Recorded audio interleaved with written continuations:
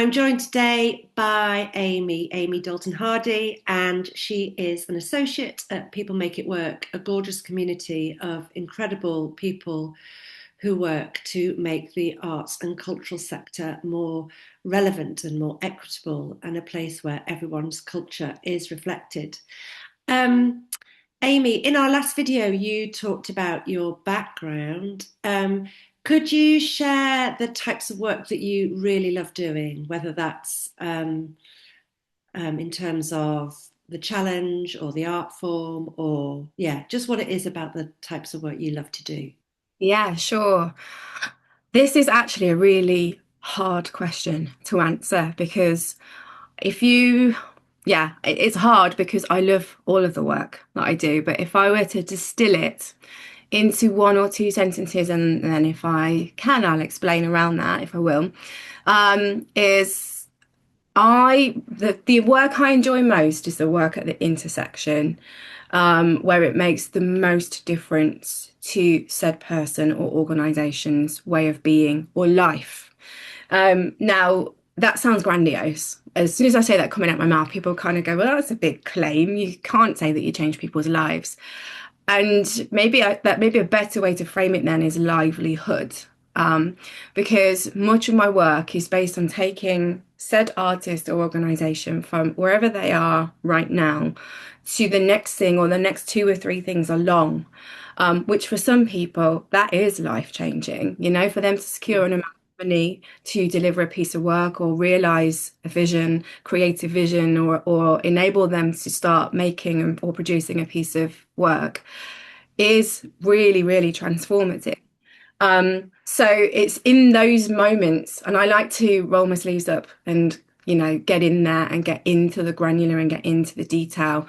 Now, that is tough emotional work oftentimes because when you're working with creatives, especially in, excuse me, in the depths of where you're at, what's your vision, where do you want to take this, how can I help you with that?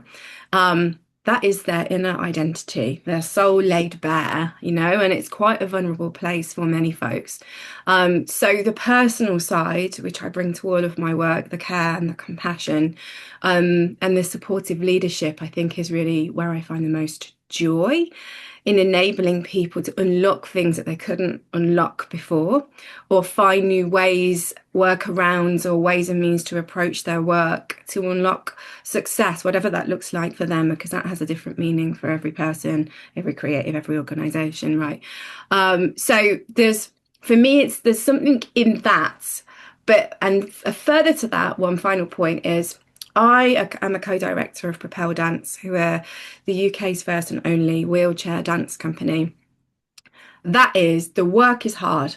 The work is a graft because we are up against it in the UK at the moment. And what I mean by that is getting a company of wheelchair dancers in and out of buildings is the first layer of access that we are tackling.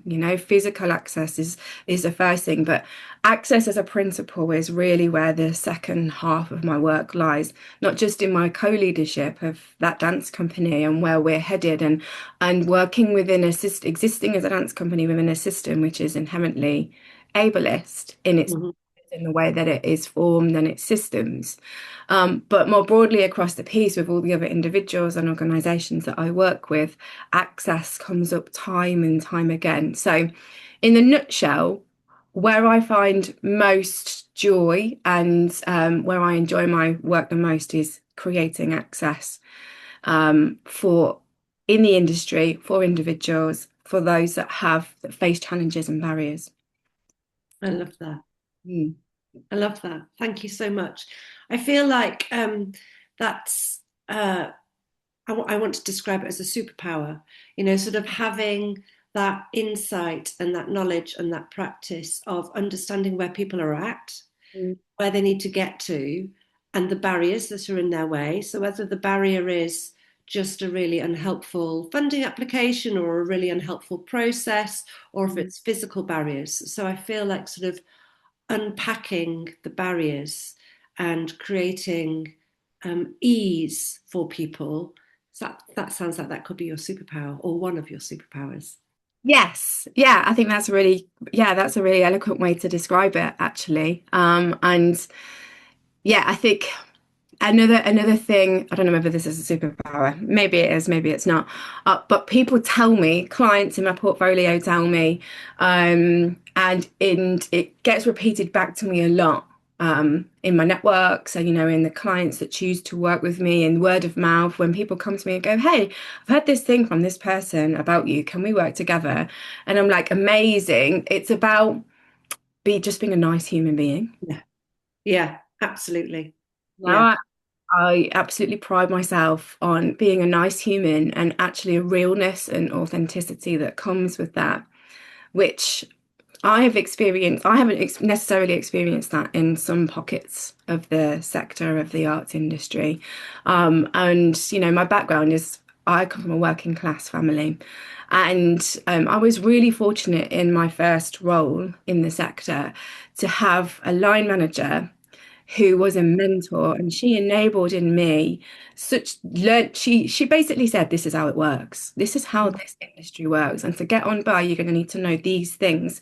And she kind of enabled me and nurtured everything in me, and if it wasn't for her, I don't know how I would have navigated the industry genuinely. And she's a friend now, and we've talked a lot about this, through the years. But genuinely, her mentorship, leadership, guidance, and now friendship as a kind of ongoing guide, um, is genuinely what I put down to some of my success now, because I learned the ropes, I learned the language, I understood what access meant in my very kind of formative career years in my early 20s, through thanks to her. And she was like, this is how funding works, and this is how networking works, and these are the foundations of a career in the cultural sector. And I see myself as a steward. I'm a Passamon, and I'm carrying that forward now, yeah. as part of the access thing, but also just being a good, nice human being with. Yeah, yeah.